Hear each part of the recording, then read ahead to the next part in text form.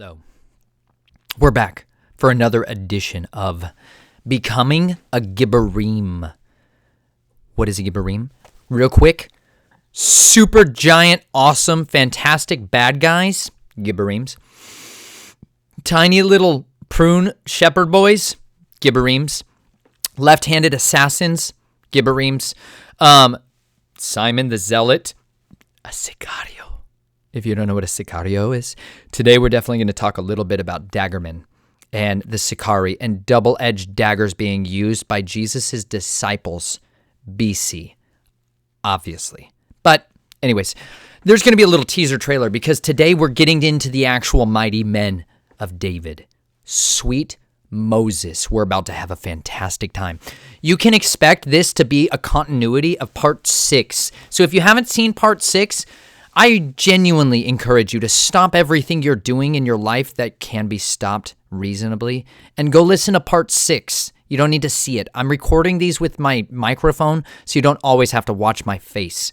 I encourage all of you out there, find ways to steal these off of the internet as I give them to you freely, download them and turn them into PDFs or MP3s, vice versa, depending on what format of my content you're wanting to use. Use everything I've ever put out there. It's all yours. I gave everything away for free for a reason, so you guys could also cache it offline and put it into printed material and or to put it into micro USBs and micro SD cards that you could disseminate out should ever, somebody totally eradicate everybody who talks about this stuff immediately. So be wiser than serpents and gentler than doves. But today we're definitely going to talk about cunning serpents because they're all around you and they tend to extinguish the goodness in your life by strangling your courage right out of your lungs. So if you've never been strangled to death, today I'm probably going to talk about that a little bit more than some of you are comfortable with. It's a real serious problem if you've never had a hand choke your throat piece. David's about to have that happen from the serpent in a way you probably didn't think about recently. So we're going to jump in because that tends to be how I do things. And before I get too lost into too many rabbit trails and just loose ends that are hanging out there in fabric of space and time and 5 years of research that I've been waiting to unleash on you, expect that I randomly also pull out swords, knives, spears, fossils. If you don't know why, that was a fragile fossil I set down too harshly. I chipped it. That's a turtle shell. Beautiful, right? It sticks to my tongue. Oh, not as well as I'd hoped. Fossils stick to your tongue. It's wonderful. That's the way you can tell a rock from a fossil a lot of times. If you don't know about any of that stuff, check out Nature Nate. It's good for your soul. You need to be refreshed and encouraged along your way because the journey is long. So last week, we were definitely right about into David's unmistakably wonderful, awesome idea of going and getting resupplies and super weapons because it's definitely time for David to fight some battles. And he doesn't have any of his kit with him, remember? David bugged out. David bugged out because his wife's husband had sent daggermen to murder David. Good assassins. It sounds like they were pretty good. It doesn't sound like they were fantastic. Praise God, right? Because then the king survived. Well, the daggermen that were sent after David, obviously, these are his hunter-killers. David also has some hunter-killers in his life later on. The wisest Solomon. Solomon has daggermen. Almost always we see good quality daggermen accompanying other men of God. They're generally a good man to have on hand, right? Sometimes you need to send out a blade. Look up Benaiah. There's lots of them. There are lots of mighty men. They're Gibborims, but some of them are just sneaky slayers. They know how to do what's called the silent kill, which is a seriously dangerous art, and I don't recommend you studying it because it tends to lead back to Cain. Bad human, chose poorly to murder his brother. Remember? Not a good idea. Bore a mark for it. That being said, David goes on the run, meets up with these priests named Ahimelech. Ahimelech is at the house of the Lord at Nob. I may be saying it right because it sounds like Job, and I've been reading a lot of that. Read Job with regularity. It's good for you, and it'll humble your soul. Anyways, I'm going to dive in. Get ready. Are you set? Put your pants on. Do you have pants on? Do you have your pants and your belt on and your water bottle? Do you have water? Do you have belt? Do you have a good quality folding knife? Swing. That's my recommended way of the blade. Spyderco paramilitary too. Okay, That's my everyday pocket carry. It's wonderful. It has a folding mechanism, so on the back, so my fingers aren't in the front. I don't have to cut my fingers off when I try to fold this blade. I pinch here, and then it's a brilliant blade. It's got these choils. You can choke up on it. Anyways, part of my everyday, always never leave home without it kind of stuff. You should have that. Making sure you do. I'm just doing a little bit of a knife check on you. If you've never been knife check, welcome to the club. That's just when someone says, knife check, and you go when you're ready. Because sometimes I carry knives like this, and I love it when somebody asks me knife check. Anyways, flashlight check. That's it also. Nikkor P12. Tactical tail switch. It's the best flashlight I've ever entrusted my life with. Needless to say, David needs some resupply because he bugged out without it, right? So he goes first to Samuel. Samuel, prophet of the living God. Good to go to a prophet first. They can give you the word that sends you where to go. Super critical. David's going to need the word of the Lord with him the rest of his entire journey of his life. So you should prioritize that. But then he thinks, I'm hungry as a man on the run. I need bread. I need bread immediately. I need well-made bread. I need the best-made bread known to man. I will go to the bread that is set before Yahweh. I will go for the bread of the presence, man. Yes, you will. Remember, Jesus actually praises David with his own mouth for what he did here in getting the bread from the Lord. He doesn't say good job for getting the sword of the Goliath. Maybe was the mistake. Needless to say, we're going to jump in because I better read this now before I get overly enthused. So, David gets the sword, gets the armor, and then he flees to Gath, where Goliath the giant, his enemy, is from. Because sometimes the best place to hide is inside the enemy's camp. I hope that popped for every one of your ears. If you need to hide, go nest yourself in with the enemy. Get all comfy in there. I'm actually serious. If you've never gone on the run, best place to look is definitely where they would not want to go to find you. Like right in their enemy's camp. David goes to the one place where, wait a minute, why would you go to the house of the people that you executed their champion? David runs to the very, very little town, not huge town. Like you can, if you didn't know that, you can go see Gath. Gath is like a real place, not like a theory fairyland where people think the Bible's some kind of non-historical textbook. It's a history book. It's not just some kind of thing we read. It's an actual history book. It tells you the real history, not the fabricated garbage the world has been pumping into your eyes and your earpieces since you were conceived. The actual world that you live in is here. It's written in this. It's not in the black mirrors you look at and depend on for truth and information. It's in here. Gath is a real place. You can go see. They've dug it up. It's spectacularly smaller than you're expecting in your head. These towns weren't big. So when David rolls up on them, remember, he's the guy who killed one of the 5 giants, suprahuman tanks that lived there. He's got notoriety, and not the good kind. Kind of the kind of notoriety that puts your name on posters that say, wanted, your face for swinging. You ever had your face on one of those posters? Probably not most of you regularly. I hope some of you, though. I love you, and the body needs you now more than ever. If you've ever had your face on a wanted ad, I think Yahweh wants you more than anybody else in the history of us having this conversation. Okay? Think about it.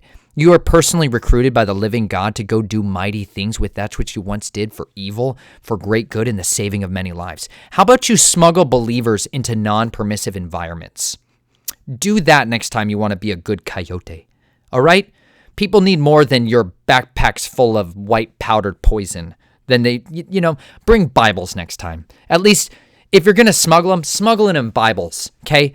Put knives. I always tell people, put a knife in a Bible and send it to your best friend and your worst enemy, because he needs both just as badly as you do. If Yahweh would, he would read this. And if not, he can come and cut your head off if he so lets it. So send Bibles to your buddies and your enemies, and then send them blades with it. It'll send a mixed message. It's very effective work. Anyways, back to this. David runs to Achish. David arose and fled that day from Saul and went to Achish, the king of Gath. Now, the servants of Achish said to him, Is this not David, the king of the land? Did they not sing of this one as they danced, saying, Saul has slain his thousands, and David his 10,000s? David took these words to heart and greatly feared Kish, the king of Gath. Major mistake, David. You don't need to fear men. Remember this? This is like when Abraham gets afraid of Pharaoh. So he sells his wife out like a whore. Come on! Rules number 1. Never sell your wife as a whore because you're a coward. You're afraid and you're a coward. Fundamentals. You're a coward if you've ever sold anybody you've ever loved to be a whore. You're the most cowardly of characters in existence. Despicable fear has riddled your soul. Vomit it out now before someone cuts your throat for the sake of your cowardliness. Needless to say, there's some serious heavy punishments for people that sell their family members out to do that. It's not a good idea. I'm not saying David did that here. Just reckon David sells himself out here to fear, and he took the king's words to heart. He didn't take his master's instructions to heart. Didn't do that. He took this guy, human, dude, superhuman potentially, another giant. He took his words to heart. Just like Elijah in 1 Kings took Jezebel's words to heart. Not a good idea to take man's words to heart. Take daily bread word to heart. Okay.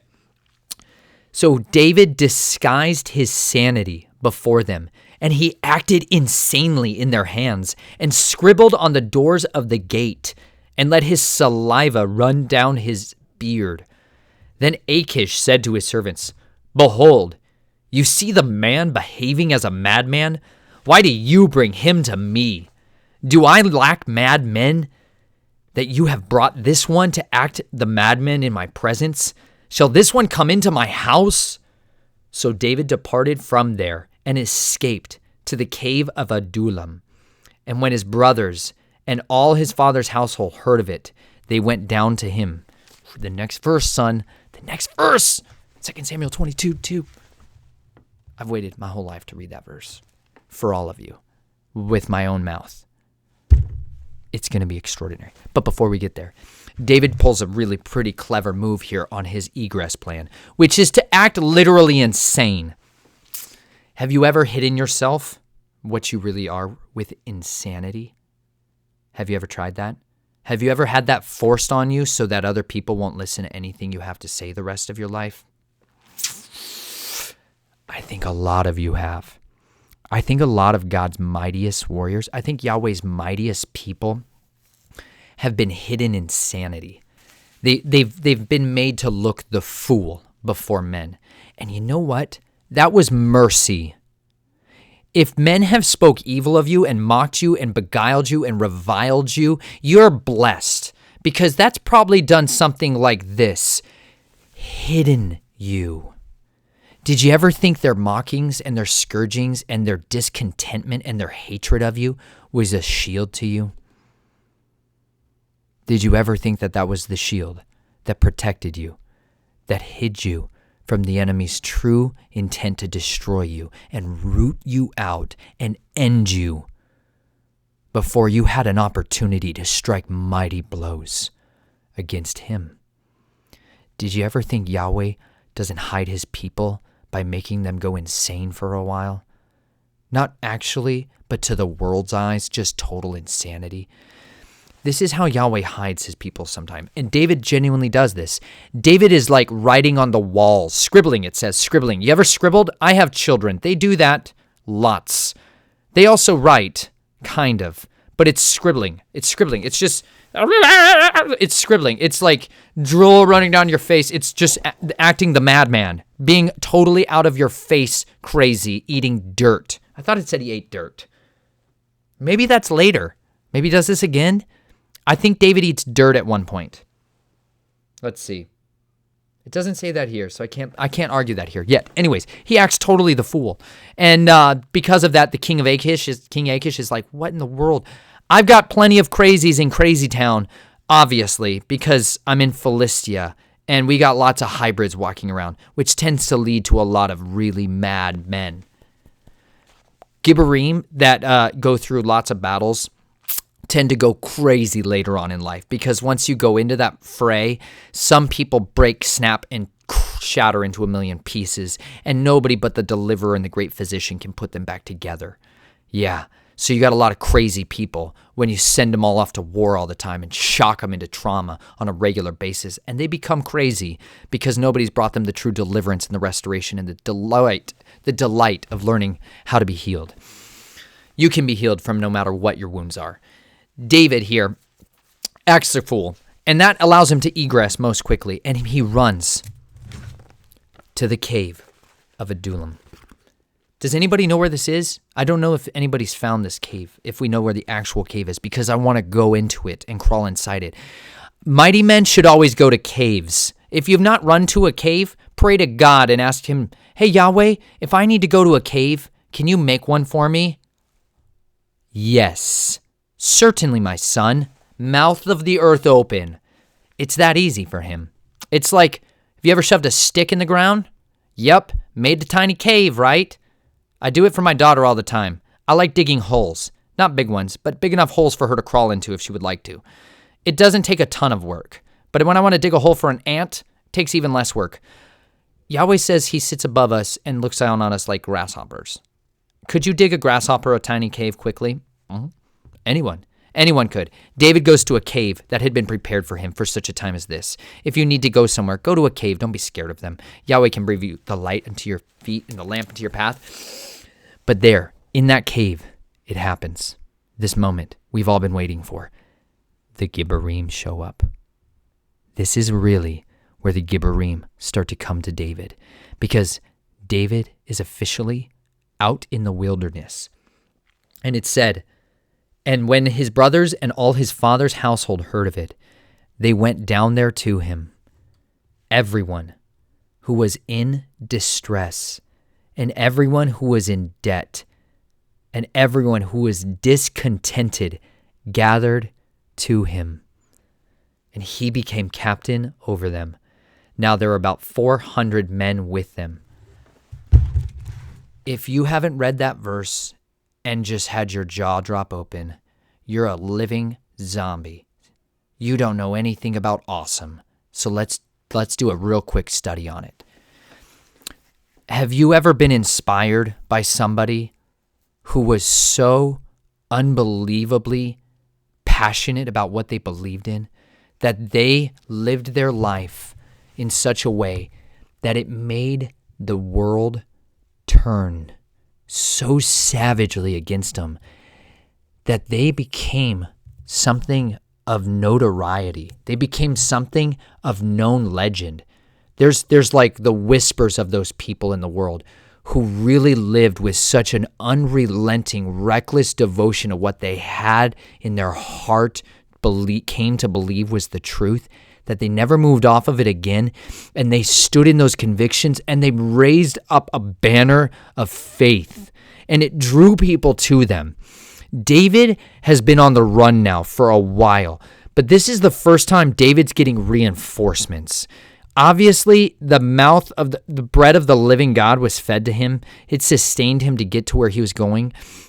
But now that journey that he was on, that journey that he has been on for this time, he had said he had a few people with him. He asked for 5 loaves of bread. I don't think he had 7 humans with him. You know what I'm saying? Likely more like this many. 3, because David deserved 2 pieces of bread, in my opinion. The other guys could... Anyways, we don't know exactly how many, but at this point we finally get some numbers. We finally get the count, the body count of David's army. David gets in trouble majorly later on when he counts and numbers his army. Not a good idea unless you pay a tax, if you make an offering with it. David has come to him at this point 3 categories of people. I really believe this is like the recruitment campaign poster the army should have been selling people, or the actual army I'm talking about, like the captain of the heavenly hosts army, like the kingdom of God's army before it was watered down and turned into the just trickling milk, breast milk, baby feed that we've been fed most of our life. Before we got fed that version of the gospel, this is probably what the recruitment campaign would have looked like. It would have definitely had like savage, relentlessly, burly, physically, unbelievably chewed up, eaten up, exhausted, weary, bloodied, bruised, bandaged, and tired, fatigued humans' faces on it, men, women, children, and it would have had a lot of people who had suffered for decades of their life, full of good, valuable lines that they don't cover with fake masks made by Jezebel's camp. Those kinds of things. They would have real visual representation of the life they've lived in authenticity to their king on it. And then it would say, "Come to me, all who are in distress, everyone who is in debt, and all of you who are discontented." That's the recruitment campaign. David's mighty men are debtors on the run. Actual debtors on the run. People that have been so buried by debt that they would have to be a slave if they ever went back and plugged into the system they came from. So instead, they choose to abstain. Yep. They choose to not be a part of the monetary systems of mammon or whatever the currency of trade and exchange was at that time. And they just go on the run, meaning they leave their friends, their family, and everybody else behind so that they can just live out in the forest or a cave with another guy who's on the run. Because David, remember, mighty man, had been the champion of everyone. Everyone's singing songs about him and how awesome he is. Those songs that those ladies were singing about David get him into some trouble. If you notice, kings tend to not like people talking about how awesome the flea is. You know what I'm saying? They don't like hearing songs like that, especially not when you're the king over the people who they keep talking about. That guy's killed tens of thousands of them. David has raised himself up in his brokenness. David has never been more broken and alone and cut off from what he thought was his calling in the history of his life. David is further away from what he thought was his place to be.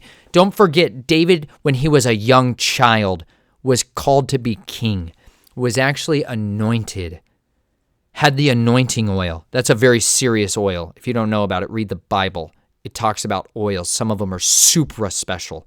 He is anointed as king with that oil by Samuel, the one who's carrying the voice, the word of the living God. David was destined to be king.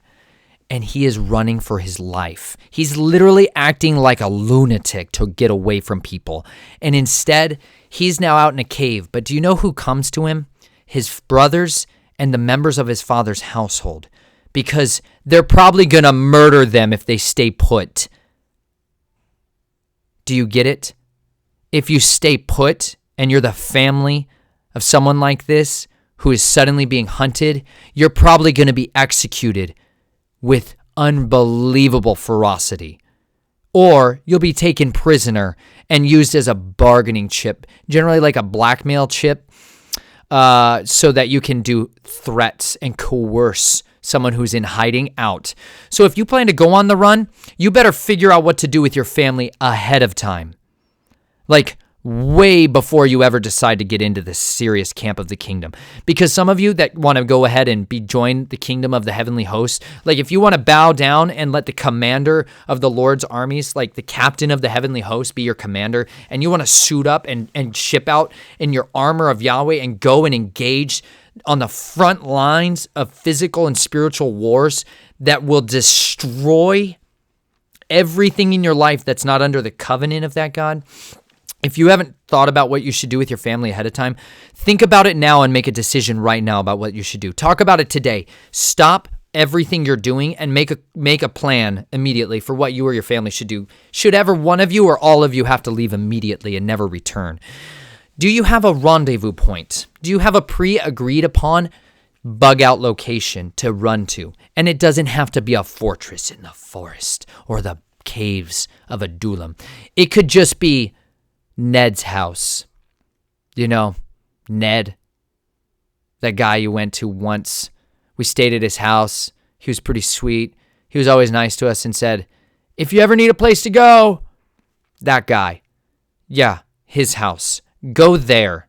Don't go inside. Just go there and stay outside in the forest of it for a day or two, and I'll know if you're there because we'll put up a prearranged signal above natural eye level so that we can see that someone has suddenly occupied the territory that wasn't there before, and they need us to go and see if it's safe for us to come out of hiding or not. Remember, read the book of 1 Samuel. All this is in there about how to have codes and messages. David, his brothers, and his family come to him, but so do those who are in distress. You ever been in distress? Yeah, like right now. I've never been in more distress in my life. I don't know what's about to happen. I don't know where my job is going to go. I don't know if I'm going to have a house. I don't know if we're going to have food. I don't know if I can go sit in a line for 8 hours with all these other people. You think there's not some distressed people out there right now, folks? Like, more than ever? Like, there's more people distressed now than there's, I would argue, ever been in the history of the world that we know of. Really? Do you think that's not a prime hunting ground? Go recruit. Go make disciples like your life depends on it, because your life stinking depends on it. You better make disciples now of everybody you can. Serve them. Lay your life down for them. Everybody with as much sincerity and love as you can immediately. Does your neighbor have a horse? Do you know any neighbors who have horses? Because like I said earlier in the previous episode, Pony Express letters written in code by your own hand and send them on the back of swift horses. And men carrying spears, because that's just fun. You should carry a spear if you're going to ride a horse, because you probably can't carry a gun everywhere. Remember, non-permissive environments like the entire nation of Somalia. You should probably get around on camel there. We don't have as many camels here. They're far more efficient in those lands. Anyways, David has people come to him who are in distress. If you are in distress, you can turn to the one who can heal you and give you that which you need. But you know what people really also need? Physical humans in their midst who they can go to in their hour of distress. Like the 2 a.m. friend. You know your 2 a.m. friend? That's the guy you call at 2 a.m. You know, like Issachar. We've talked about Issachar. He's my homie who I call up when I need to. Son of Issachar! He answers always because he's dependable, and he has a special, different kind of phone that you can call him on anytime, day or night. That's a separate phone called a burner phone. If you don't have one, get one by praying and asking the Father which store to go to, first of all, paying in cash, second of all, wearing a long-brimmed hat, maybe an entire safari-like hat. I may have been known to wear one a time or two. And then when you want to go to a store like a grocery store, or some kind of place that once used to sell essential items like your cell phones that are disposable and you can buy minutes on pieces of paper that you upload to them. Burner cell phones. Go get one. Don't use your phone to set it up. Figure out that trap. And then you go ahead and use that as a standalone device that people can contact you with should you need to have a conversation that maybe other people shouldn't hear because, you know, the government of your land in Africa kills people that say, I love Jesus. They kill people for that, for real. That's an executable offense in some serious places. So they can't always communicate with so many of the technological devices we take for granted. But maybe you should learn from them, and maybe you should take proactive measures now while you still can go to a store. Okay? Think about it immediately and go ahead and maybe set that up with some of your friends and family and write out on pen and paper that number and then walk it to someone's house or take someone else's car or bicycle. Oh, sorry. I always forget there's these things called bicycles out there. I used to ride them. Then I had children, and I found out that their horses are so much prettier than a bike. Anyways, there's just not a lot of bikes going through the unrelenting thistle and swamps of Florida. I haven't seen a lot of bikes. I haven't seen a lot of horses through it either. Anyways, I get distracted. Pony Express, David, people in distress, finding ways to communicate. Do it repeatedly now. And then you can use those micro SD cards like I talked about earlier. You can use those to disseminate out that information.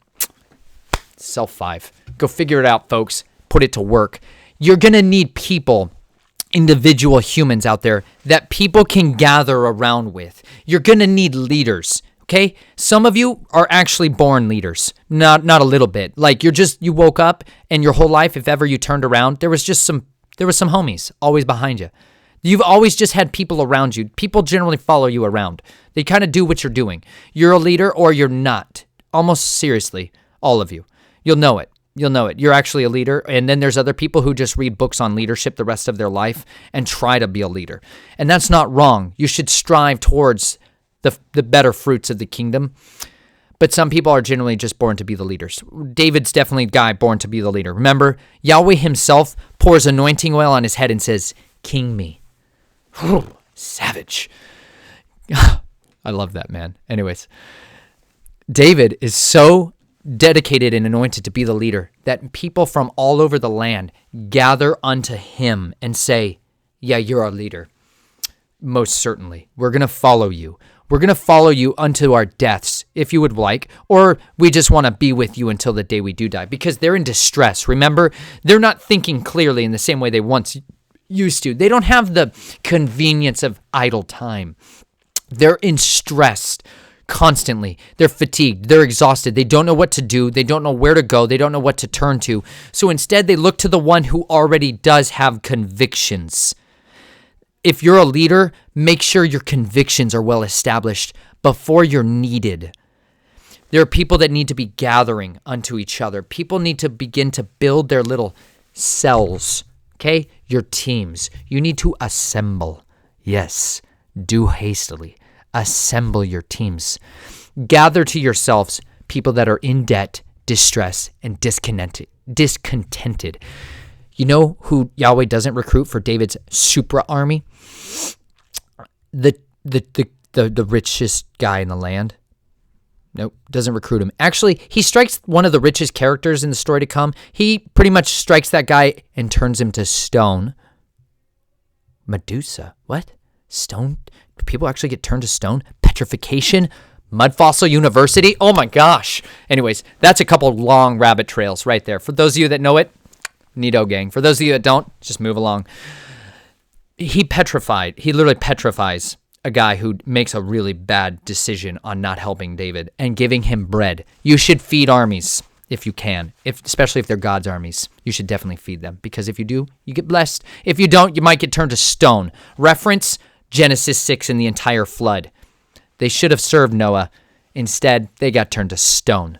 That being said, David, all these armies of people come to him. And the other major category of the mighty men here is the people who are discontented. You don't want people that are super content with their life to come live in a cave. You know why? Because they're going to whine.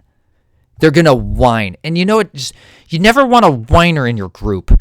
Whiners, like Yahweh literally says, like, I just lost the verse. Basically, let whatever words come out of your mouth only be beneficial to those who hear it, that it may give grace to those who hear it. Ephesians 4:29. I messed that up a little bit. Basically, if you can't say something that genuinely edifies and empowers the people around you and gives them that which they need, shut your mouth. Don't whine and complain. Grumbling Israelites, yeah, they got literal plagues break out in their camps and kill them for their whininess. Whininess is really not fun. You ever had a child? No? Then you don't even kind of get this a little bit. You ever just had a child whine?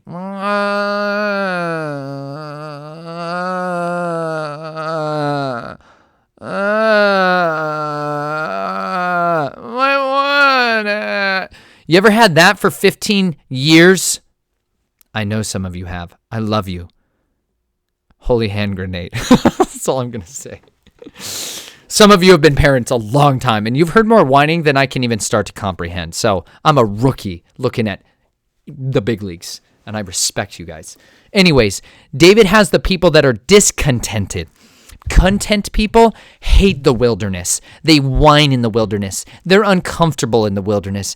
They're ungrateful to sit down. What? Really? Yeah. You whine about sitting down. You know when you've been in the wilderness a long time, when you're discontented, you know when you're so thankful? When you sit in a good chair. Because you've been sitting on rocks for months. You know, like I know guys who couldn't sleep in their beds for years after they came back from the suck of war because they didn't sleep on anything of remote substance for soft, cushiony things. You ever slept at a slant? Like actually, like Just tonight, prop your pillows up way high. Way high. Build under your bed, your nice, cushy, soft bed. Build your pillows up so that you're going to sleep with your feet downhill. Great. Then do it the other way and put your head at the bottom, like that. Sleep on that. And then when you wake up with a raging, unbelievable headache, like, oh my gosh, I think I'm bursting capillaries in my left eye socket headache, yeah, then you'll know what it's like to be so fatigued, you don't even care. You're just so glad to sleep for a few hours. That kind of fatigue. Running and being on the run generally comes with that kind of fatigue. Nick Ripken, in this book, The Insanity of God, he talks about going on an 18-hour drive to get smuggled into a country. China. I know. They just sell us slave goods, right? They don't make laborers. You don't think Christians make our slave goods, do you? You don't think the majority of slaves in the world might be Christians, do you? Well, that wouldn't happen. Yeah, there's a God of this age, and he enslaves the people of the living God. The real ones. The ones who are on fire and radically devoted to preaching the good news, not just keeping it to themselves, regardless of the circumstances. And they suffer persecution, and they're put into labor camps, which means they build things for nothing, which other people who have means buy. Well, maybe we should ask the Father to forgive us for our sins of consumerism, because some of us have literally fed ourselves by the slaves of our brothers and sisters in the body. Think about that for a while. I did, because I read a book. Read one. This one talks about Nick, not his real name, being smuggled by former human smugglers, likely because they know how to drive around with a human being in their car they don't want anybody to see. When they get saved, they should probably do something with that skill set and that rat line network you once had. Get them all saved if you can. If not, it's okay to leave them and set up a new one. It's all right. The Holy Spirit will help you build a better one.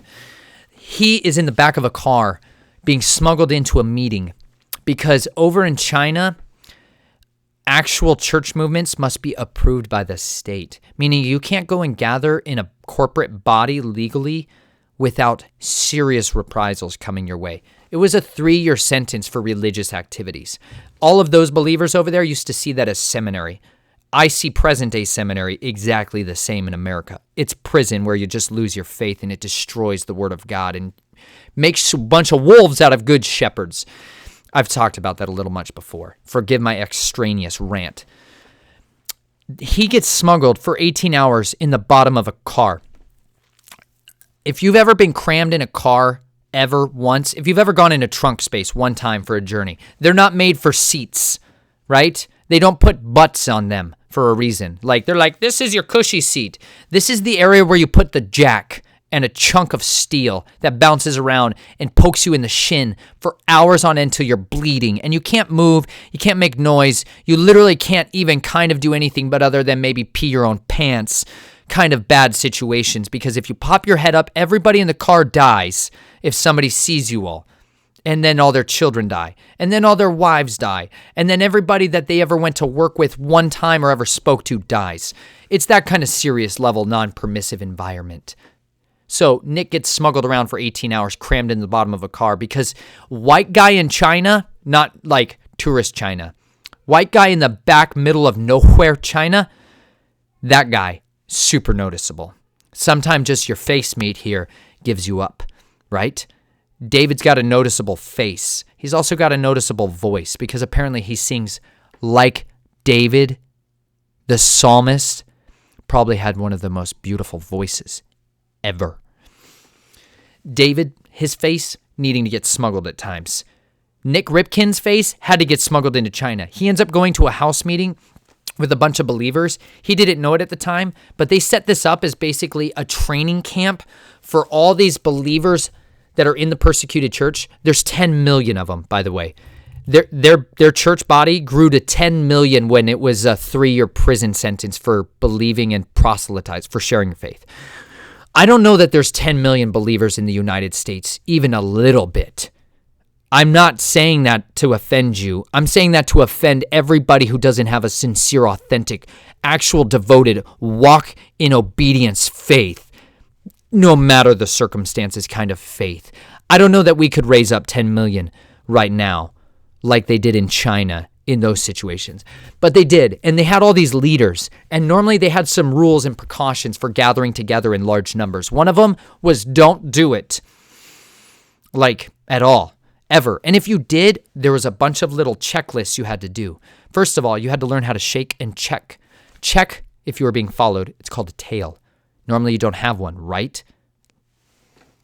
Check if you do. That guy is following me. That's how you find one. There's other ways. Turn left a lot, an uncomfortable amount of times. So many times that people are like, wow, that guy went in a square 4 times. So did that guy. Maybe he's following. Yeah. Go look up really good, solid information. I don't need to teach you too much tradecraft. It's out there and readily available in highly consumable content form, not in the Black Mirror garbage screen entertainment you've seen. Go look at actual books for books that teach you how to do tradecraft, like shaking a tail. Get rid of that guy. Well, in China, they had to do that a lot. Then they had a principle of 3s. Like if you were going to gather together, they generally only met in 3s, like 3 humans at a time, or maybe 3 families at a time. And if they did gather together, they generally never stayed together more than 3 days. And this is because people around you start to notice things that last longer than a couple of days. That's out of the norm, right? So you wouldn't generally let more than a few people gather together. And or if you did come together for a big meeting, they would do it, but they would try to do it in such a seriously remote location that was so far outside of the norm for everybody else. It was like when they wanted to gather together for a feast day, a set apart time to gather and fellowship and challenge and convict each other. They would have a pre-appointed time, like the calendar of the sky gave us. They had a pre-appointed times where they would gather together and meet, and they would collaborate, and they would equip each other, and they would celebrate, and they would rejoice, and they would dance and have delicious feasts of food. And Nick ends up getting smuggled there in a very uncomfortable position for long periods of time. And he meets with all kinds of other believers who, just by them being there, all of them could immediately go to jail for 3 years. And I don't know what the sentence was for repeat offenders, but everybody got their first stripes, and it tended to be a repeat of that. In other countries, they then went and did genuinely burn your whole family's house down with them inside it. So David does this kind of whole lifestyle. He's on the run. Nick, likewise, goes on the run. People gather to him, though, because people that are discontented with their way of living, they need to see those people of inspiration. Well, all these leaders go to Nick at this training camp, and it ends up being like a multi-day session of nonstop training. Nick gets out of a car for 18 hours of being smuggled in. He's exhausted. He's like 3 weeks in to a journey that has taken him all over China, being smuggled the whole time, doing what is absolutely criminal activity the entire time, writing in code in his journal book with his own hand. Remember, get a pen and a paper, padded in leather, so that way it's soft and covered in leather. It's wonderful. You should touch leather and sticks and knives and swords all the time. He ends up having to write in code all of these stories and journeys from testimonies of believers in the underground church from all over this country. He's like at the end of his trip. He's so tired he can't even function anymore. Maybe I'll read it. Hold on, because it was awesome. Absolutely fantastic. The toughest man.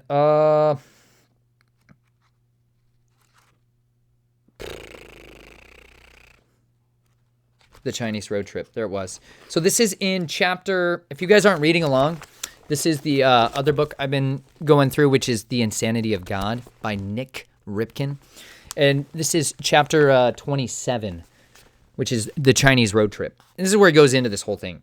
But he ends up going into this experience and meeting all these other believers, and they spend a couple of days fellowshipping together and just learning testimonies from each other, from how they're surviving and enduring in suffering all over the world. Nick pours his heart out over this entire experience and is able to come out of that with some of the most incredible testimonies I've ever heard in my life.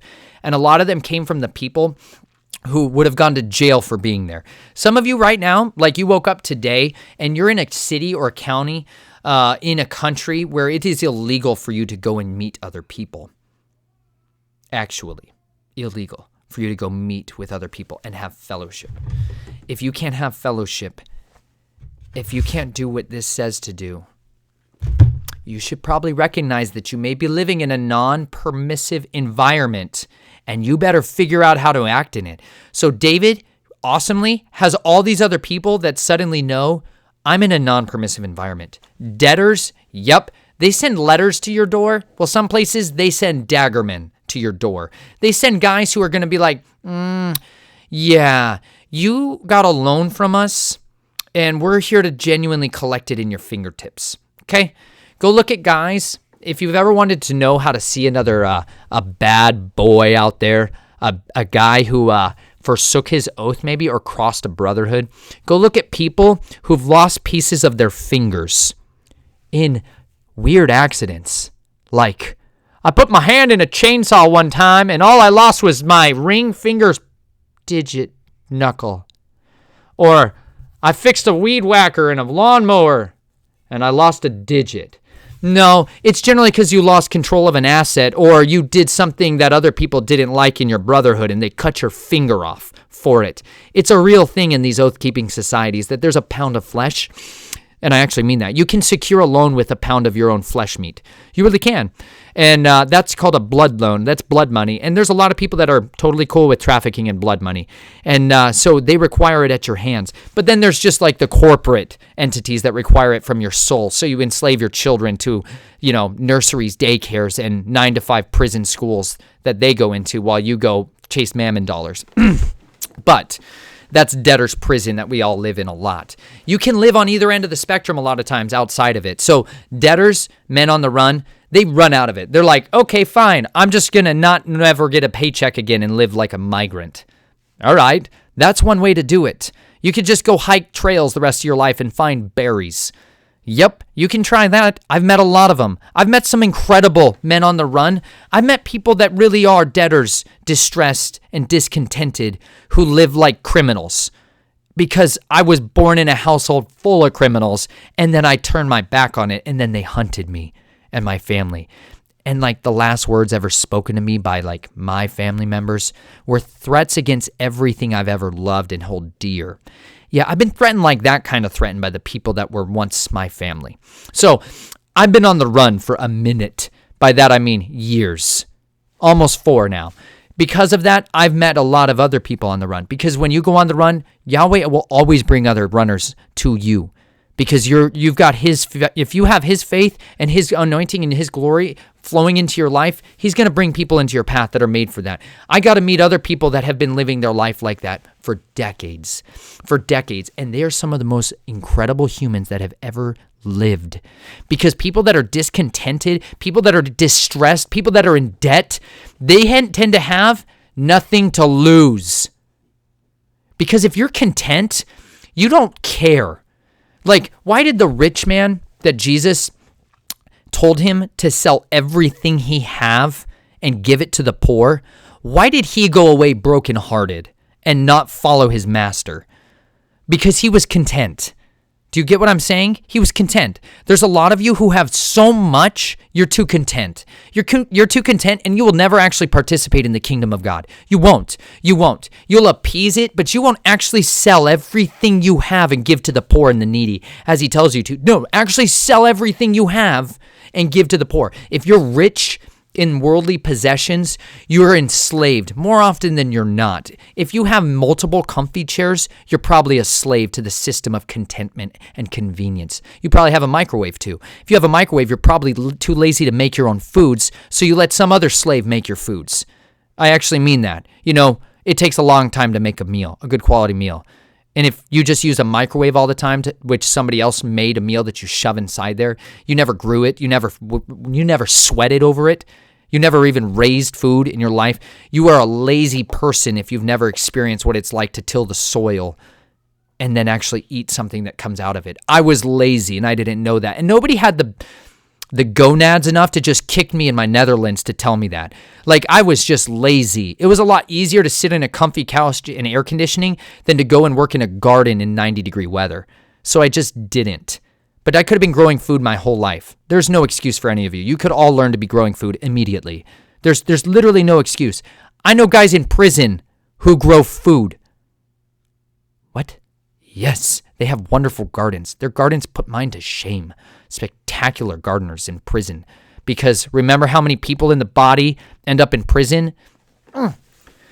Anyways, There are people who are so discontented in their life that they then go into the wilderness and they become changed. They become transformed. They become really comfortable with uncomfortability. They become absolutely content with horrifyingly nightmaric situations that cause other people to lose their minds. They become deeply ingrained with conviction. They become people of serious power. They really do. I've met more people out in the wilderness that live authentically than I ever met in a corporately controlled, sterile environment. I was in the mental health field for 10 years. I voluntarily signed up for Crazyland. I liked it. It's better to, like I said, hide in the enemy's camp. Remember? It's a good place to hide. Anyways, I lived in the land of crazies for way too long. And you meet all kinds of levels of that. But I tend to find more sane people in the land of Crazyville than I ever met when I went and worked like normal jobs, where everybody else there was a lunatic that they were willing to lay down and live their life in the most unbelievably servitude, despairing, miserable way. I saw people, though, that would be like, let's not work anymore, honey. Okay. What are we going to do? I don't know. You want to get a backpack? See what it takes to just live out in the forest for a while? How much do we really need to live? I don't know. Let's figure it out. Food, water, shelter, clothing. All right. Do we need insurance? No. Insurance of the living God? Check. Got it. Okay? You don't need a lot to live, and you can live out on the run in the wilderness with way less than you thought. You really just basically need a place to lay your head, food, water, shelter, and companionship of the living God, and you have everything you need. David's mighty men are finally there. He finally has his battle buddies. They've come to him. They are miserable. They're cranky. They're depressed. They're exhausted, and they are ready to be led. They are ready to have somebody with conviction tell them, what must we do? Where should we go? How should then we live? They were looking for the instructions. They were looking for a captain. A captain, okay, is an officer of a rank. There's a hierarchy of rank, okay? There's men, I generally refer to most all of this as man speak because, man, I tend to do that. Most of my buddies were men. Infantry units tend to have men for a reason. Most people who come, I'm sorry, I lost my train of thought. I got into thinking about men and battle talk. Oh, where was I? It's okay. It'll come back to me inevitably. But I can hear my children, and they're talking loud enough that I'm suddenly thinking about scribbling talk. So, David, I really did. It's gone. It's fled from me. People that are discontented. Hierarchy. There's a hierarchy. You have non-commissioned officers in the United States. We have non-commissioned officers, and then we have commissioned officers. These are kind of two different classes of officers.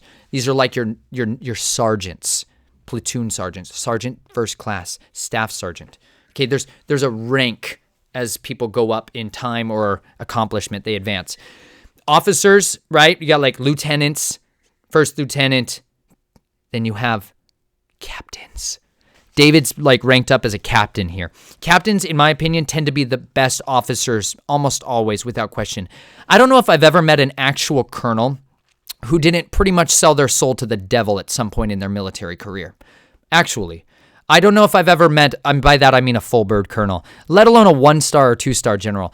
Most of the worst humans I've ever known in my life that were in the military and part of the trade, as in the criminal underworld that operates within the religious sects of the United States military, because they're all up in there. Go ahead, look into the Church of Satan, its occupation in the United States military. Free occupation. They have good blackmail information on things like magical codes that allow us to control supra technology. If you didn't know it, there's codes that they derive from magic that they then use to make weapons and energy sources out of. Yes, black magicians run the world. A lot of them. Okay, so you think Q. What? Black magicians. Anyways, I'm going to get there. There are hierarchies in there. David's like a captain. Most everybody I've ever known in the actual practicing military, in order to go up to those next levels in the commissioned officer camp, tend to be having to be willing to compromise their ethics. They had to look away. I know less people that kept the truth in the military than I ever saw in any nasty corporate place I ever worked. There are more liars and thieves and scoundrels in the military than I experienced in the criminal underworld I was born in, where like people like sacrifice children to advance their gains. I saw worse things when people sacrificed their battle buddies. In so many of their actions, they sacrificed thousands of people. They would literally just sacrifice tens of thousands of human beings. Like actual million-person body counts get ascribed to some of the human commanders of our military.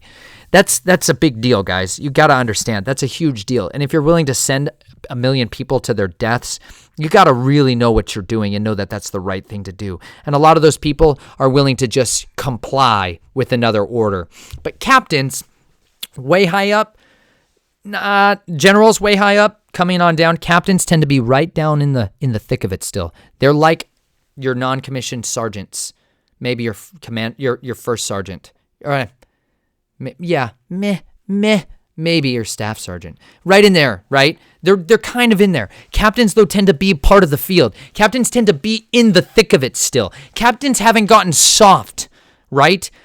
Most captains I ever knew, especially infantry captains, were scary humans. Sincerely scary humans. I loved my captains. I really did. They were terrifying humans. I knew a captain that, I'm not kidding you, killed too many people for his own good. That's a weird way of saying that. Some of you will get that. Some people, you've just killed too many people. He was like that. And he had that turning in him that was unbelievable. And it was a vanquishing that was so horrifying. Like, you wanted to be behind him at that time, not in front of him, right? When you see certain guys with their proficiency with their weapons, like I had drill sergeants at times that would pick up a rifle and shoot so spectacularly well with a weapon I was convinced was broken, right? Because you're like, drill sergeant, my rifle won't shoot straight. I had a rifle that was an M16A2 that had been through basic combat training for infantry soldiers for decades. The barrel was like a blowgun smooth, kind of. Like the rifling was nay. There's rifling that's little grooves in the barrel that cause the barrel to start spinning super quickly. There's a certain twist to the barrel that allows it to spin to stabilize the round so that it maintains a proper trajectory to your target. I was convinced that there were enough deformations in my barrel that maybe it was causing my bullets to miss.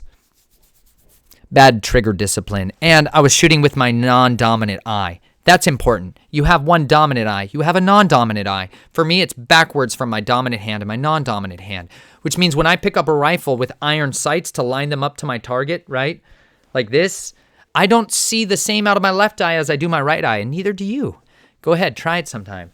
Open your eyes, make a little V and a 1, and then see if they're directly centered. And then if you close one eye and open the other one, you'll know which eye is your dominant eye.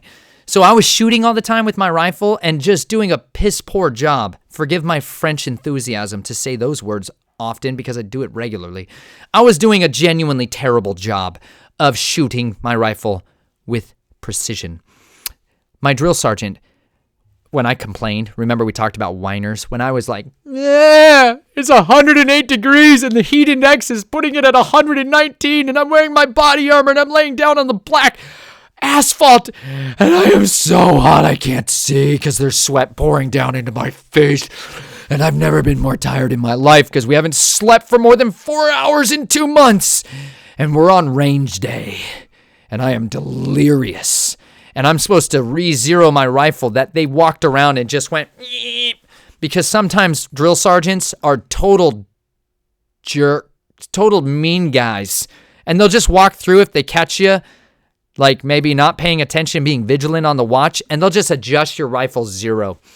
Or they'll just crank your windage all over the place. Or they'll take their nice little... They have a sight tool for an M16A2 because the front post sight needs to be rotated and there's a pin that holds it in place that you push down and then rotate it. They would just sometimes walk up and just crank that. It was embarrassingly difficult and hard to correct because you needed to re-zero your rifle on range day, even with the same amount of ammunition that you had been given to complete the task ahead of you. That's a total just begrudging task, right? So I whined to my drill sergeant. He picked up my rifle and he shot my rifle with such proficiency that I was genuinely flabbergasted. If you haven't used that word, it's because you don't know somebody who's incredible. Go meet someone or be that someone. Get proficient with a tool so good that someone on the fly can hand it to you and you just smoke the living daylights out of food preparation with your kitchen knife, right? He shot I believe he shot 6 targets with boom, boom, boom, boom, boom, boom. Like at that staccato, at that pace. All of them variable distances, and he hit with consistency, every one of them. He was just as hot as I was. He was doing more work than I was because he had a lot of idiots on the ground with rifles, and some of them sincerely had just watched the movie Full Metal Jacket, where one of the privates turns his beautiful M14 rifle with a 7.62 by 5. Oh, the 7.62 NATO round. Beautiful rifle. He turns that on his drill sergeant and shoots him multiple times.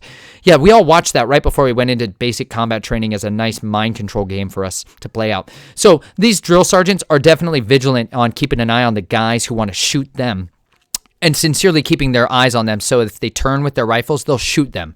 So our drill sergeants are carrying M9 Berettas, which is a sidearm. They normally don't carry a sidearm. The U.S. Army infantrymen and soldiers tend not to carry sidearms, but officers tend to be allowed the right to carry a sidearm, and sometimes non-commissioned officers. Range day, non-commissioned officers got to carry sidearms so they could shoot you in the face faster than you could shoot them if you decided to try to play upkeep on them. So my drill sergeant showed me the power of effective tools in his hands. That guy was a stud. I watched our captain one day on range day pick up a rifle from a drill sergeant who was complaining. Yes, they do that too. The drill sergeant himself was complaining about the equipment. Not a good idea. A good worker does not blame the tool. He recognizes it's the tool bearer that can make inputs. He picked up a tool and shot way better than the drill sergeant I had ever seen. He shot so well, I was sincerely terrified to ever get in front of that man again. I'm not kidding. It scared me. It scared me. Some guys are so good with their weapons because they've killed so many humans with them on the move, in variable weather conditions, whether they were hungry or well-fed, whether they were like, I just pooped and then I shot that guy in the throat kind of days. They did that a lot, way too much, like for 6 tours too many times. They did that all the time. And then they came back here and are like, you know what I'll do? I'll get a desk job. By that, I mean, I'll just train other guys how to murder other people for the rest of my days. Convenient. He was that kind of a captain. I would go to war with that kind of a captain every day of the week. Well, absolutely. Wouldn't you want that guy as your captain? Wouldn't you want the guy who makes headshots with a stone while wearing like wool? He's like, shows up in wool long underwear and is like, I'm going to kill the tank now. Tank gone. What else is up? That guy. I want him as my captain.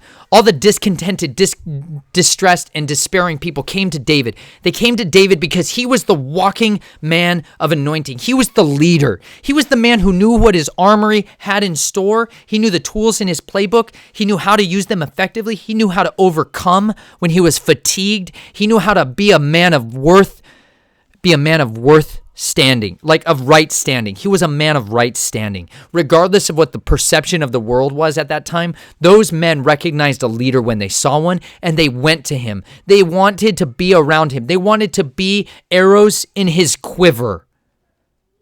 They wanted to be led by someone who was mighty. They wanted to be by a mighty man. They wanted to surround themselves with other people who were discontent, who then, when they got into the cave of Adullam, when they got out in the wilderness, they'd never been more grateful for anything in their life than to just have a place to lay their head to rest and sleep in peace. Because when you've been distressed, when you've been in debt, when you have been discontented, and you suddenly get around other people who are in similar situation, and you all agree, we're going to look after each other now, and you're okay while you're here because we have each other's back. I will look after you. I will tend to you. I will look after your family. I will die protecting you and the ones you love, because the same convictions I have, you have. The same God I serve, you serve. So because of that, you and I are battle buddies to the end. Not a little bit. As in, guess what? This is my wife and children. I'm going to have to leave them here sometimes when I go to fight the enemies, or sometimes when I just have to go be a farmer in a field. And I need to know that you're not going to use them or steal from them or corrupt them or take advantage of them. Can I trust you with my wife and my children? Kind of friends. David's family goes to him there, but David puts his family into witness protection, and that's smart. David went from there to Mizpah of Moab, and he said to the king of Moab, "Please, let my father and my mother come and stay with you until I know what Yahweh will do for me." Then he left them with the king of Moab and stayed with him, and they, his family, stayed with him all the time that David was in the stronghold. Then the prophet said to David, "Do not stay in the stronghold. Depart and go into the land of Judah." So David departed and went into the forest of Hereth. David goes to a forest. I love forests. You should love forests. You should love anywhere where there's trees. Remember Elijah? He laid and hid himself under a juniper tree. That's a great tree to be under. So are pine trees. So are spruce trees. So are hardwood oaks, right? Trees are awesome. Go to a forest. You know why? It's hard to find people in forests, folks. You've just never been in a good forest, probably. You've probably just been on the road that went into a forest once, but you never went in the forest. Go in the forest sometime. Go in the forest now before, like, you're running for your life and you've never once gone in the backyard of your forest a little bit because you're afraid of what? Inconvenience? You're too comfortable. That's because you're too content. Pull all the chairs out of your house for 3 days. Take all the chairs out of your house this weekend, all of them, every one of them, and put them in the garage. Everything that's comfortable to sit on, put it in your garage, put it outside so it gets ruined, so you never use it again. Get uncomfortable. And you know what? You'll start looking at tree stumps like, wow, I bet I could sit and my legs would just dangle a little bit and provide my lower back some relief, and I would be content for that. That's good. David runs to the forest. But he did that. First things he did was put his family in witness protection. He puts him with another king. David has apparently in his network some serious amounts of king friends. That's great. You should have some kings in your network. Obviously, ambassadors, black dragons. That's, if you didn't know, they're real black dragons. Yes, there's black dragons, and they make assets dance like marionette. If you find that in my book, you can start looking for more clues. Sifting. Anyways, there's all kinds of people you need in your network. David's got one called the King of Moab. And this guy, he goes, "Hey, yo, I need you to hide my mom." "Okay, you got it. Done." You know what that is? Confidence. We don't see this as like a long story. This isn't like, and then David had to talk to the king of Moab about how he would meet their needs. And he had to go upon like finding ways to make sure that if, hey, anything happened, this is what you got. No. David had the confidence in the king of Moab to know that, hey, if I give you my wife and my children, you'll take care of them like they were your mom. Like that this was your mom and your dad and your brother. Do you have anybody in your life that's like that? Do you have anybody that you can comfortably leave your wife, your children, or your best friend and your animals with immediately and maybe never come back? Remember, they don't know David's going to live. They don't know that David's going to live at all. The king of Israel is hunting David to kill him with precision.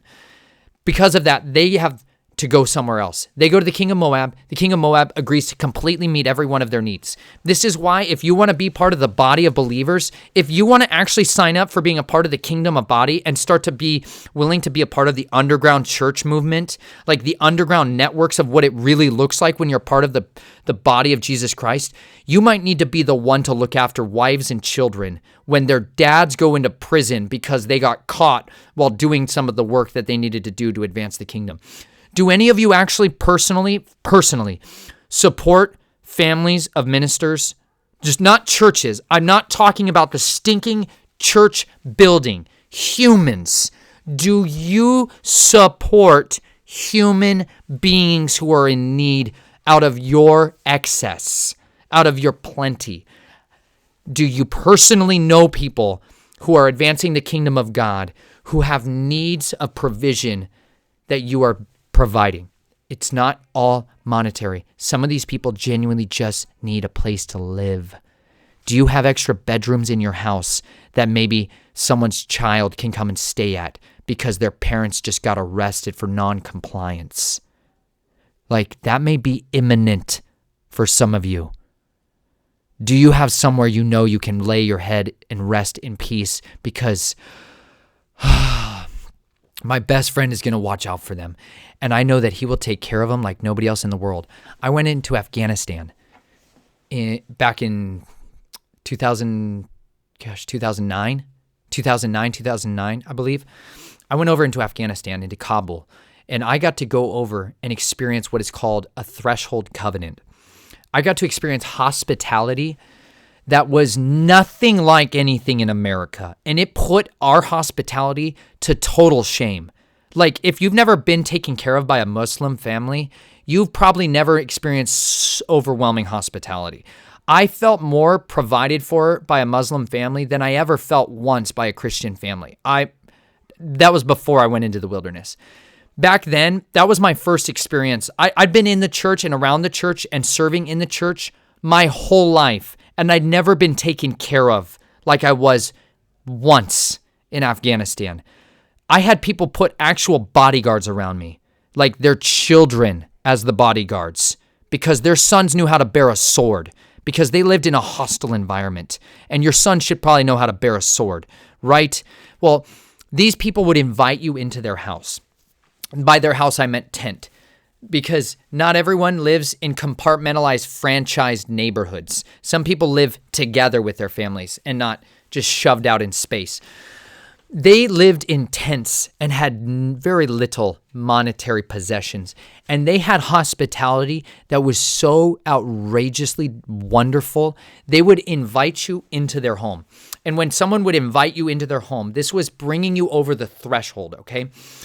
If you, like when you read the story of Lot, the biblical precedence of this, or the first mention of this, is Lot inviting the angels in from off the streets in Sodom and Gomorrah. Like, he invited them into his house. And when the people were trying to pound down his doors to rape the angels, they weren't trying to just engage in homosexuality. They wanted to rape the angels, you guys. It's not just about homosexuality, you see. Like, they were trying to be with the angels to create another hybrid line. You get it? They wanted that to happen again. They wanted to mingle genetics. They wanted suprahumans, right? That's what they wanted. That's why fire and destruction came down. It's not just because of that. There very likely was a lot of that going on in that area at the time. Tends to bring the fire of the living God in a bad way. Get out of there. Lot invited them into his house and then said when the men tried to take them, he said, I have invited them under the covering of my house. I put them under my threshold.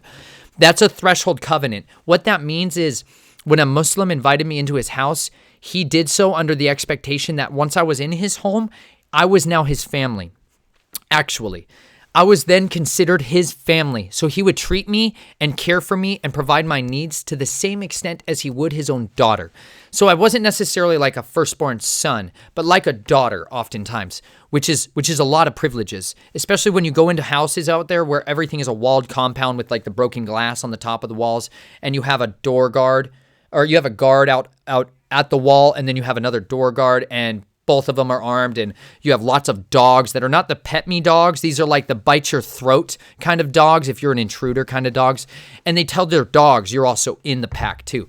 Like, this is some serious protective layers of, wow, I'm suddenly going into a much safer environment than I was out there. Because this woman has agreed to provide for me everything I have need for. They literally clothed me. They clothed me.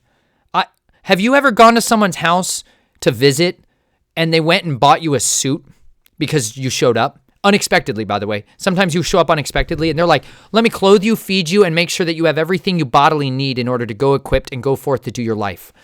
That's the kind of covering David's mighty men were needing. That's the kind of covering David was counting the king of Moab to provide for his family, because David was about to be sent out by Yahweh. The voice of the living God tells David to leave the stronghold. It would have been comfortable in the stronghold, right? David could have lived there. but David's family was commanded to stay. David's mom and dad were commanded to stay there. David was commanded himself to leave because the anointing of where Yahweh wanted David to go was not in the stronghold. It was not in the king of Moab's stronghold. It was elsewhere in the stronghold of the wilderness. So if you don't know what threshold covenants are, you need to start practicing it now with your best friends and your family and the people in your underground movement. You need to know that you can depend on them, that, hey, I might die tomorrow because the Father's sending me out and telling me I very likely will die. So I'm asking you to look after my wife and my children now. Are they yours? Will you look after them as if they are yours for the rest of my life, for the rest of their life?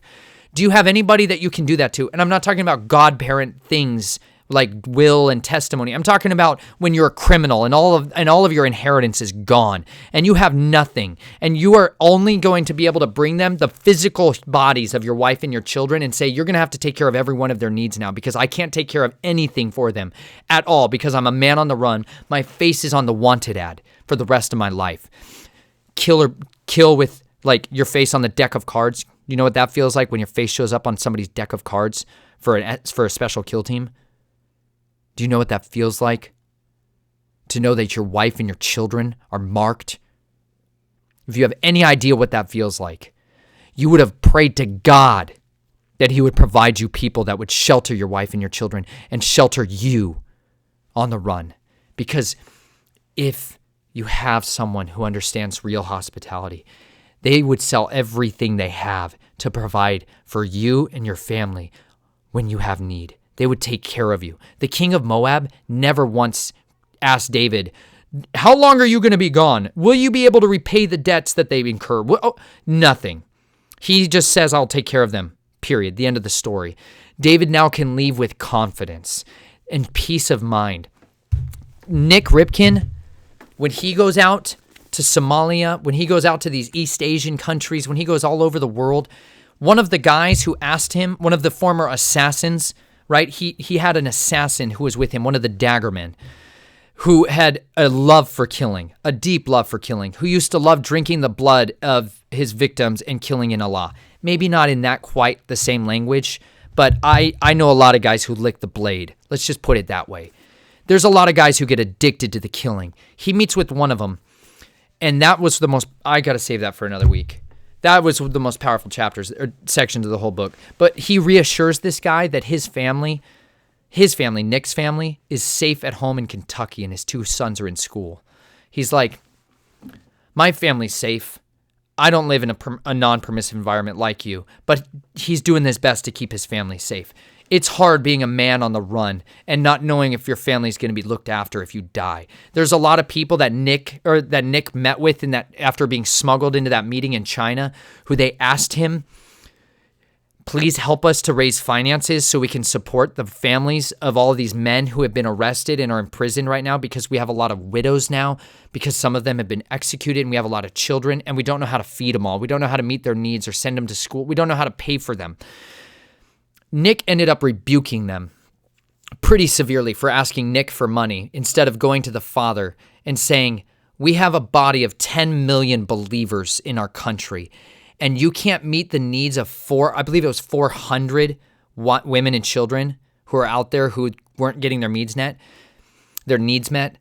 We have a body of believers that's in the millions. And yet we have so much disunity in the body that there's so many ministers' needs woefully unmet. Their families woefully in debt. They're being driven out to be criminals in the world because they can't afford anything in this world, because they can't work a normal job, because every time they go to their job, they end up talking about the God they love. Like they actually try. I got persecuted for the first time in my faith when I actually talked about Jesus at work.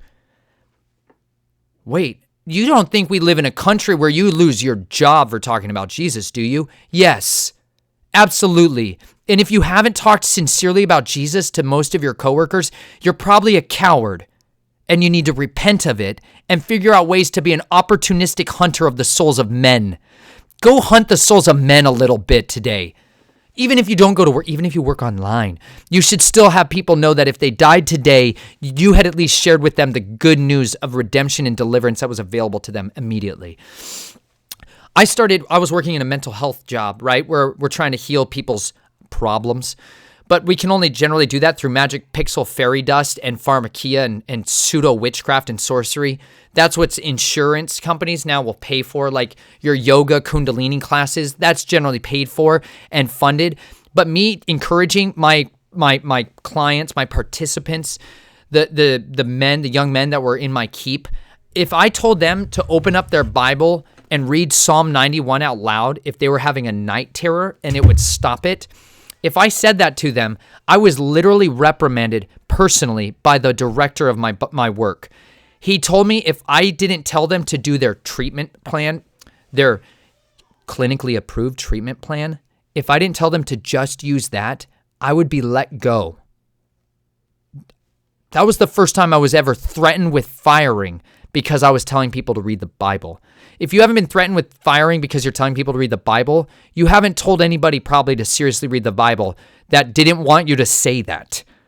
Like, there's a lot of people who genuinely hate this.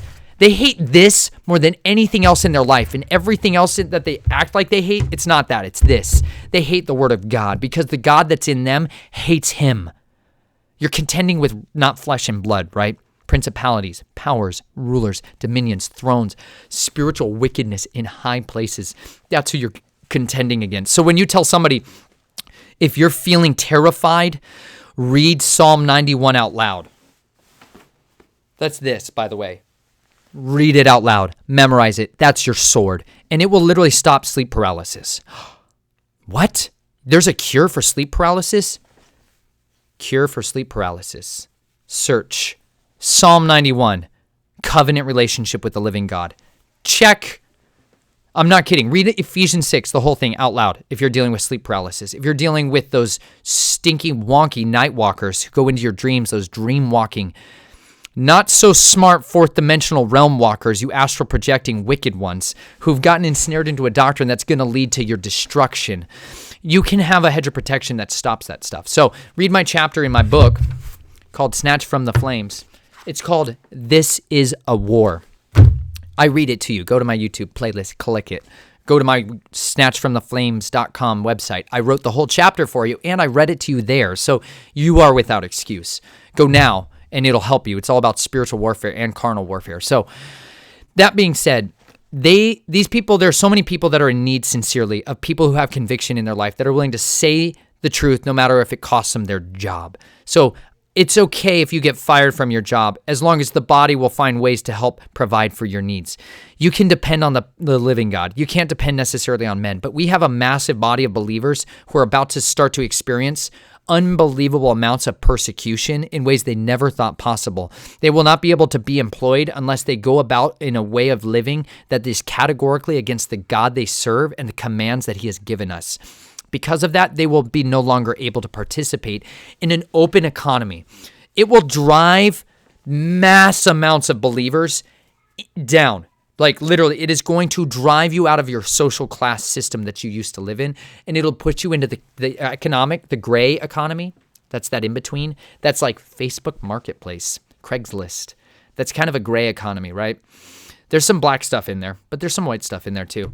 But that's a gray economy. There's kind of agroeconomics. There's this whole underground economics of living and finding ways to do barter trade economies. There's a whole other economic system where you have to tap into black markets. Yep, where good quality believers in Jesus Christ and followers of His instructions and commandments have to turn to black markets in order to get their basic needs, like flour. Like you need flour, and you can't buy, sell, or trade without credentialed informations, then proof of immunization. Perhaps, I speculate, surely.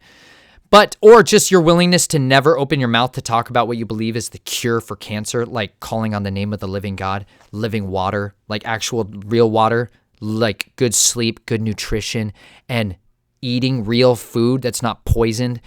What? Yeah.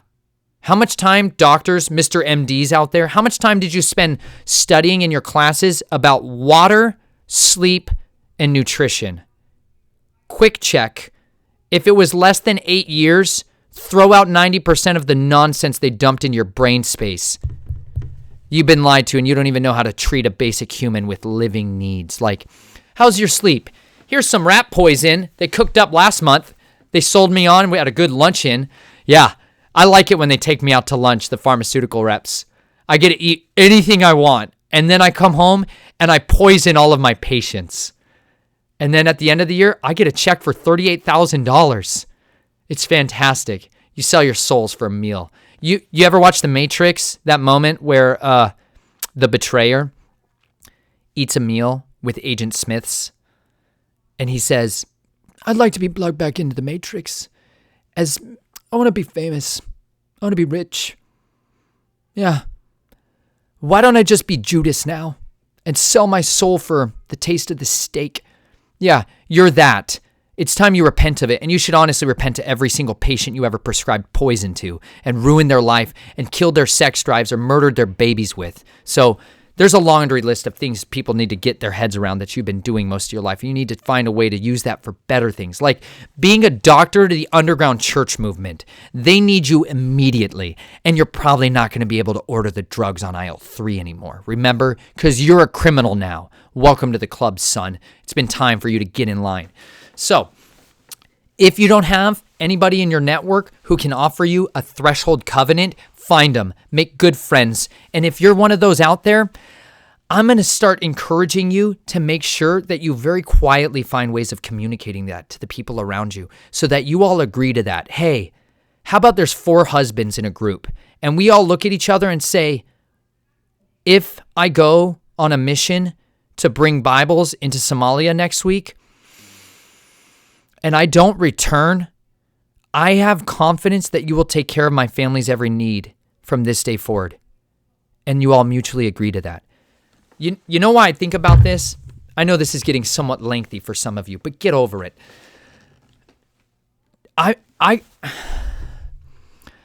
The Father sent me African missionaries to teach me a lesson in my life.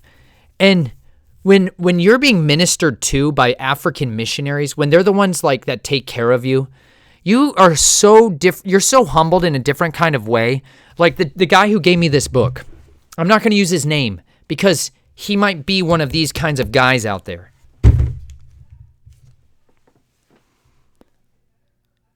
He was asking me questions while we were cutting tomatoes. Not cutting the vine, granted, just the pruny, unsnippy, while we were pruning our vines. We had a lot of talk time when you're pruning vines in a hot swamp gas district of Florida. And one of the questions he asked me one day was, what do you think believers should do about life insurance policies? Well, that's an interesting question. Here's a guy I actually believe has the chutzpah to go and be an evangelist, no matter the environment. He's one of the few believers I've actually got to talk to face that said, wow, the Great Commission said, go into every nation, preach the gospel to every creature. Going, did it, went there, came back, started teaching me lessons about real life. He was younger than me, not by much, but enough to be noticeable when we ran a race together, and he was much faster. But he asked me a question, should Christians have life insurance policies, basically? And I told him what my wife and I had agreed upon years ago, which was no. I know good Christian life insurance salesmen who are going, oh my goodness, but son, don't you just know about all the... Don't sell me a policy that's predicated on blood money. A life insurance policy is blood money. Tell me, how do you get paid? I'm just curious. Blood. When the blood spills, then you get your money, right? Maybe the body should be your insurance policy. Maybe your kingdom should be your insurance policy. Maybe the God you serve should be your insurance policy. So I told him that I wasn't quite so aggressively rough with my words, right? I kind of told him the politically nicer way of saying that same sentence, where I just said, I believe that the Father and the people around you that you have community with will provide your needs. If he calls you to it, that he will provide for you, but that you should probably have other people around you that can tend to those needs should anything happen, okay? I'm not talking about a will and testimony, because most people that are believers in any type of persecuted environment have nothing but the clothes on their back and maybe the place they sleep at night. They don't have bank accounts generally, or big ones, or sizable ones. He looked at me and said, you know, he had listened to a talk by a guy named Francis Chan, who's a pretty phenomenally unction in his gumption teacher and genuine walking out the faith kind of individual out there. Him and 12 other guys that he had been in tight community with, this would be like his 12 closest broskies. This would be like Francis Chan's mighty men. They all came together and looked each other in the eye and made an agreement that they were all going to cancel their life insurance policies immediately. And they said that what we will do is that if any of our wives or children or any of us should ever be put in a situation where our lives are taken from us, that we would all agree to look after each other's needs no matter what. And they would make a covenant with each other for that. That's what we need immediately. You need to do that now instead of betting on some mammon dollars to come in after the blood is spilled of your dad if he's out there advancing the kingdom. You need to have people that will offer you a threshold covenant should ever your brother be lost in the pink mist of someone's vengeance and fury. Okay? I don't mean that to just totally outrageously offend you, just most people that have life insurance policies. You need a good offense and a slap in the face that you're trusting in a system that is not going to save you. The missionary I was talking to said that he had the same idea, but now he was married, and it was harder to think about that because the first time he thought about it, he was single, but now he's not, and now he's getting to start to feel what about my wife? Like if you were contemplating going into Somalia right now to be a missionary illegally and to smuggle the gospel into places where you were executed or your converts are executed for that. But now you leave a wife at home or you leave children at home and then you don't have a life insurance policy, but do you have kingdom policy? So my question for you is today, do you have kingdom policy for your witness protection program? I think that's what people really needed to hear today. And I'm going to pause before I launch into the story about Doeg the jerk, Doeg the bad guy, which is a brutal story, but we need to hear it. But I need people to seriously take some time and make sure that you've had those conversations like yesterday, like immediately. Like now that you've heard this, go do that before you do anything else. Escape the entertainment trap, find ways to live authentically with the people around you, and do whatever it takes to make sure that you yourself are willing and or preparing a place for yourself or for other people to maybe have a threshold covenant and a witness protection place to be at, or that you're going to be the person who is going out on the run. Maybe you're the rider on the Pony Express, son. Maybe you're the Iberian out on the plains. Maybe you're the dagger man. Oh, because I didn't even get to Simon the Zealot.